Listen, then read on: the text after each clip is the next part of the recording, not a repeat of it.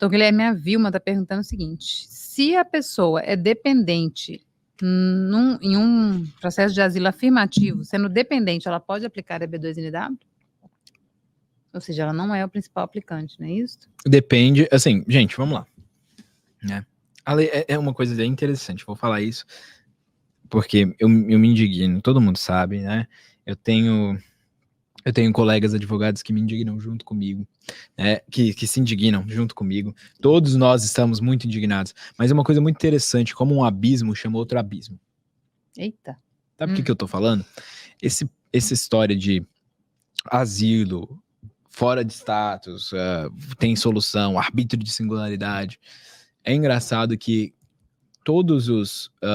eu vou dar um nome, todos os notarial fraudsters, ou seja, todos aqueles que não têm licença para a prática da imigração e ficam falando sem ter licença, todos eles começam a ter o mesmo discurso, né? E aí é um efeito dominó. Um começa a repetir o discurso do outro para poder tirar dinheiro de gente. Esse é o objetivo final. E aí agora eu vi ontem, parece que tem agora um novo, outro que não tem licença, outro não licenciado, com esse mesmo discurso. Então, assim, vai efeito dominó. Gente, não é simples assim. E se você aplicou um asilo, você é dependente de alguém que aplicou um asilo, você segue as mesmas regras. Você tem status? Quando que seu status venceu? Tem mais de 180 dias que seu status venceu? Se tiver mais de 180 dias que seu status venceu, 245C7 com 245K, você é impedido de ajustar status nos Estados Unidos. Poderia fazer um processo via consular em alguns casos específicos. Então, assim, isso vai ser aplicável a você, independentemente se você é o aplicante principal de um asilo ou se você é o beneficiário de um asilo, né? Essa é a realidade.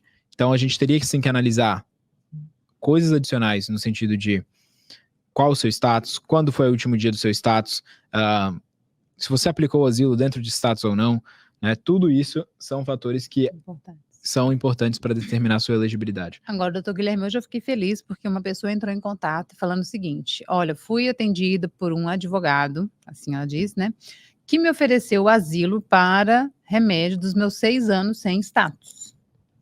Ofereceu para aplicar um asilo que vai resolver o fato dela estar há 6 anos sem status e junto um EB3 e que falou que o processo é seguro porque no final vai ter green card. Entendeu? E aí ela falou assim, porém, eu vejo tantas postagens de vocês alertando sobre a questão do asilo, que eu queria fazer uma consulta, não me senti segura e não fechei com eles. Falei, ai meu Deus, que coisa boa, né? Já valeu todas as postagens, já valeram aí porque ele poderia complicar talvez ainda mais, porque neste momento a gente tem uma pessoa que está sem status, mas não tem uma aplicação frívola ali, né? O problema é que o asilo lá na frente frívolo é considerado até um crime, né? Assim, uma fraude migratória, mas enfim... Eu vou te falar o que algumas pessoas fazem. A situação não está favorável, mas é melhor do que se ela agora entra com esse asilo sem mérito, né? Eu vou te falar o que algumas pessoas fazem, né? E isso é por trás dos segredos aí de algumas pessoas.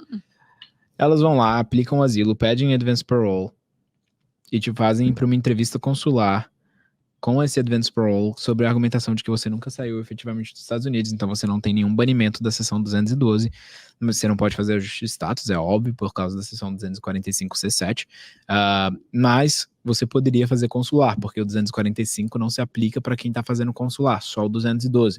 E aí uma pessoa dessa não teria problemas com relação à seção 212, porque não está lá na 212 de tempo, né, você não saiu dos Estados Unidos, então você não ganha um banimento nesse sentido.